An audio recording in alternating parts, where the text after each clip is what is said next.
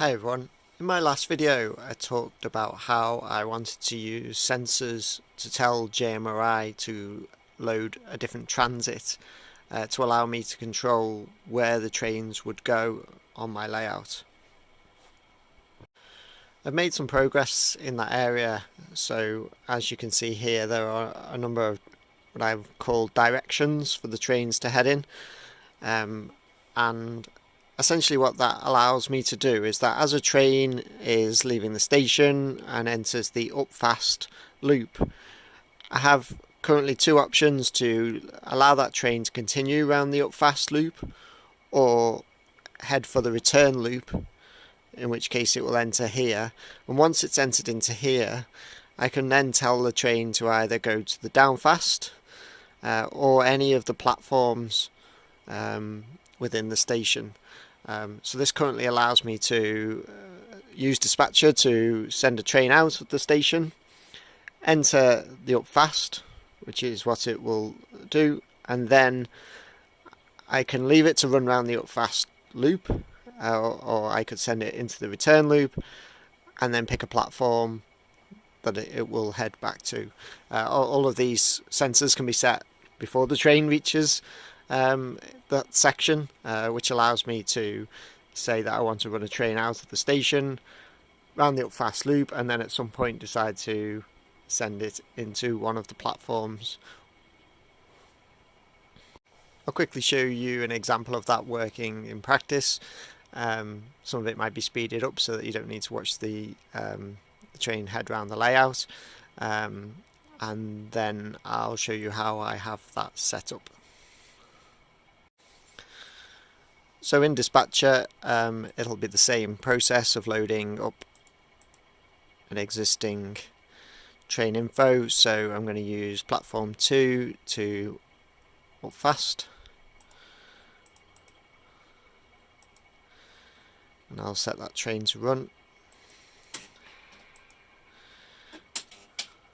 As in previous videos, it's allocated a route up to this point, which is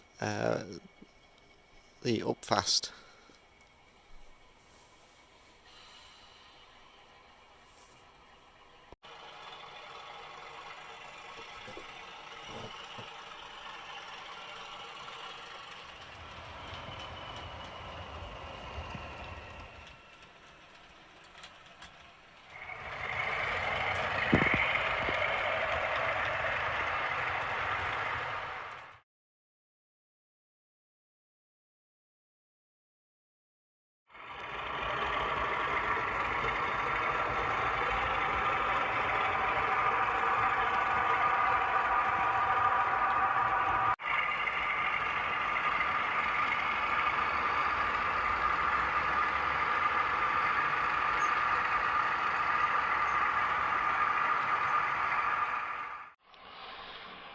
By default I have it set to run around the up fast, so when it reaches the up fast here it will pause for a little while, as explained in my previous video, to allow any other train movements to occur before it then starts another loop around the up fast. This is based on this sensor being active.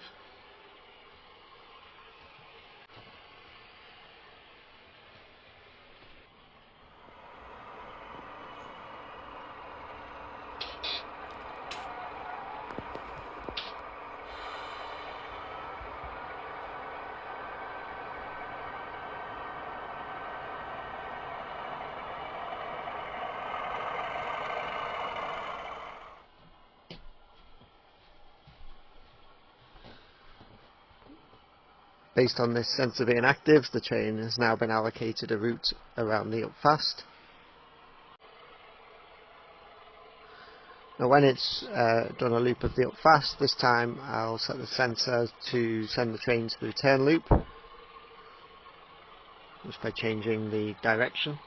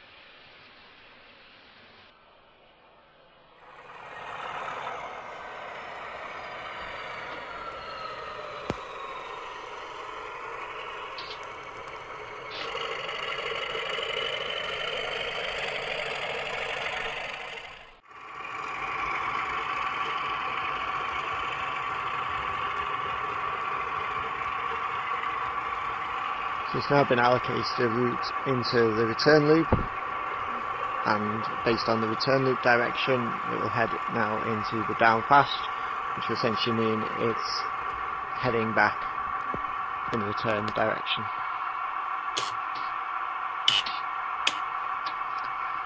It's now allocated a route to the down fast.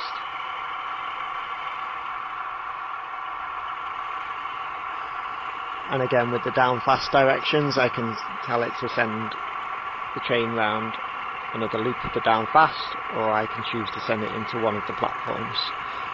To begin with, I'll send it round the down fast.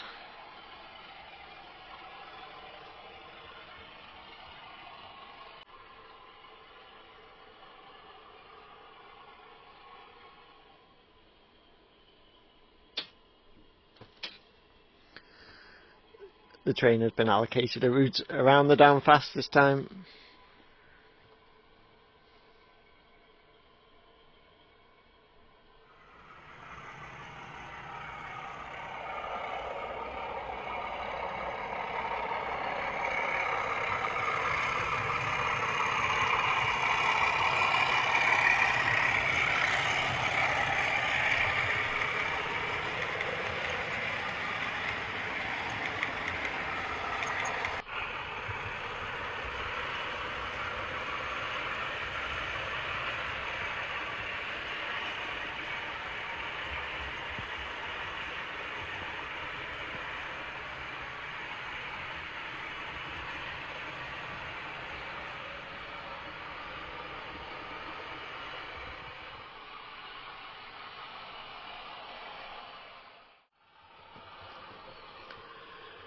And then on this occasion I'll send it into platform 4, so when it reaches here the train will be redirected up into platform 4.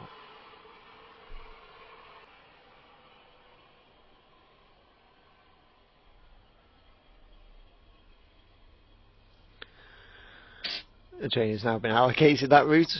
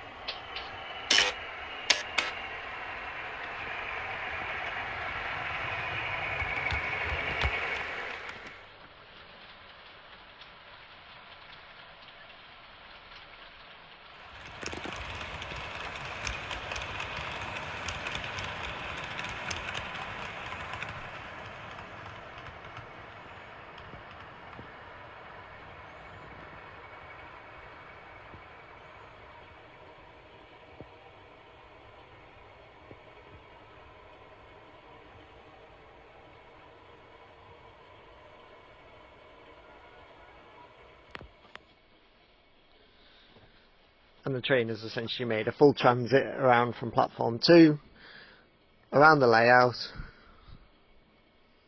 I think it went round the up fast main loop once, through the return loop, back onto the down fast, round the down fast once, and then back into platform 4. Almost a full tour of the layout. And in terms of my interaction with JMRI, it's just picking options from these sensors here.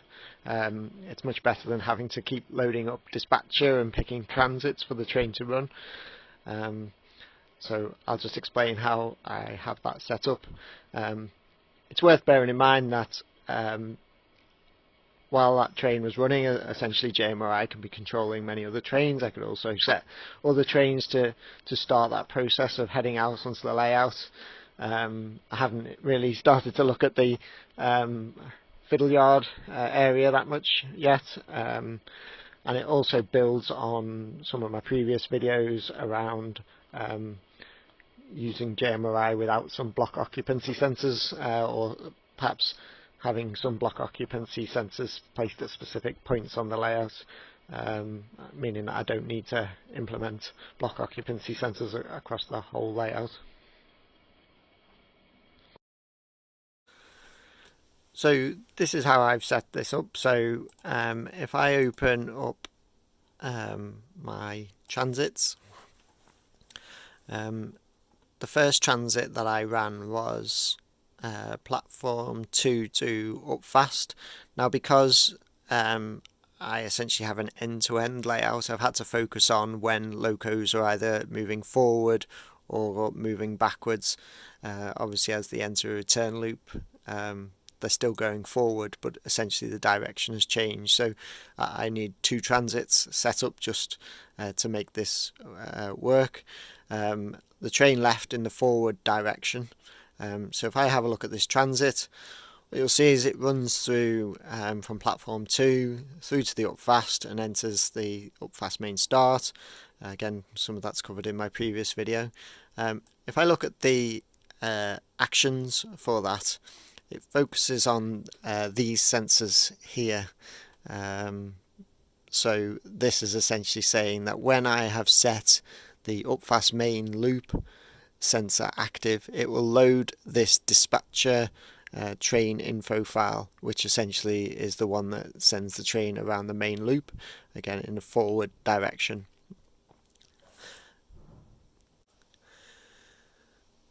Alternatively, I could have set the up fast to return loop sensor active, and that will load this train info file, which essentially sends the train from the up fast to return loop. Again, there's a direction on there. If I look at the transit for that up fast main to return loop,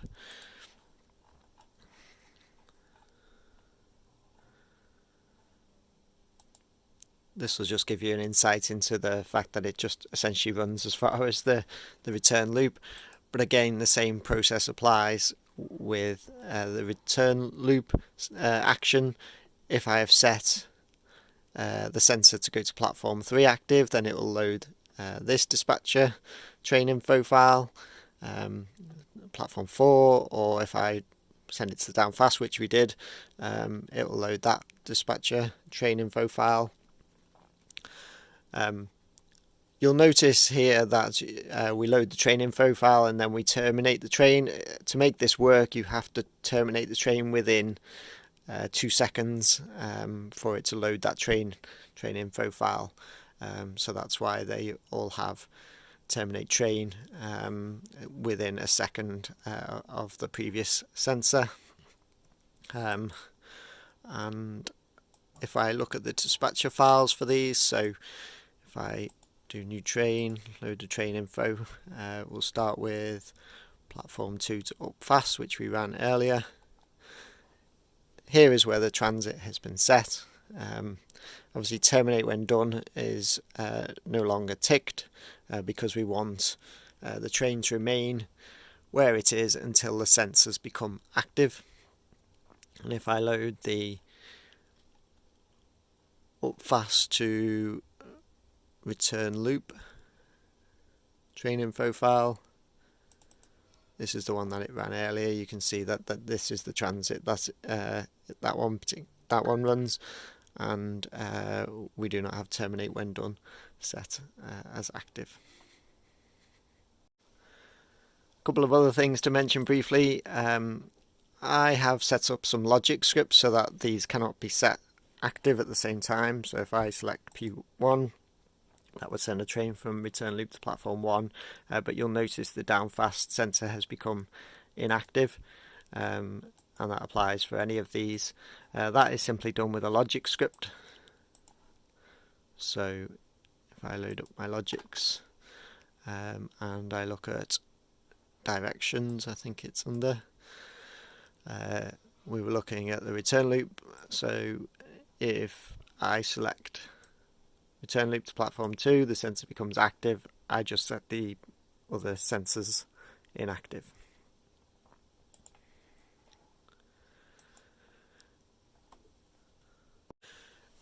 Another perhaps simpler explanation of where I've used this and where I've joined transits together is quite quite often I'll have a loco that will come into the station pulling a train. Obviously another train will come on another loco will come on the end and take those coaches out. I end up with the loco remaining in that platform. But that loco can be used for taking out another train that's just come in. So I will essentially have these directions here where I can run the loco out just past this ground signal here, and then I tell it which platform to take the loco into next, which will then be able to take the next train out. I'll just show you an example of that just to finish this video. So at the buffer stops here in platform 2 we have a 37, and in platform 4 we now have the 31. That was the train that we ran around the layout.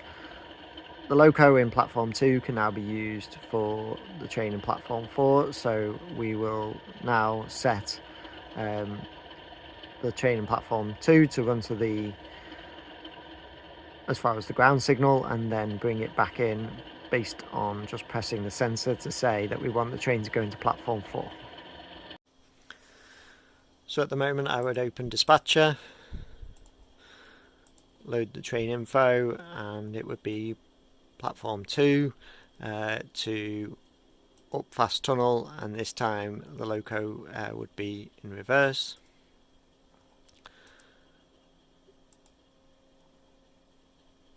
Click create, and the loco will be allocated a route. And in terms of the up fast tunnel directions, I will say platform 4.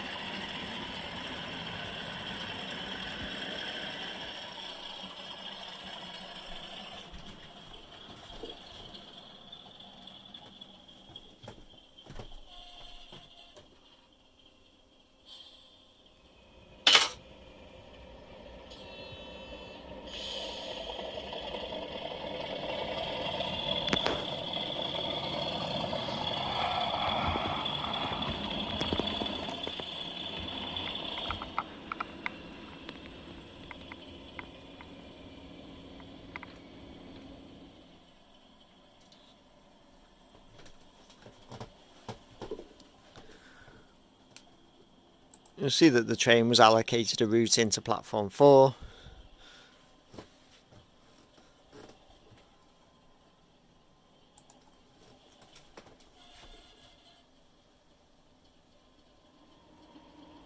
And the loco is now successfully ready to take that train out and could be sent around the layout again. So I hope that helps explain how I'm using these sensors to determine which way the trains are going to go around the layout. It's a lot easier joining transits together than having to keep opening dispatcher to control some of the trains as they do some more perhaps advanced movements within the layout. But with these sensors it makes that a whole lot easier, and obviously I haven't shown this in the video, but I can send out multiple trains and get them to follow these sensors. Essentially when they reach the point, these sensors will apply to them, and JMRI will control when those trains can leave those points on the layout, obviously making sure that there are no conflicting train movements. All of this also helps with ensuring the layout is more automated, which just allows me to enjoy running trains while still controlling some of the movements that take place on the layout. I'll wrap this video up there. Thanks for watching.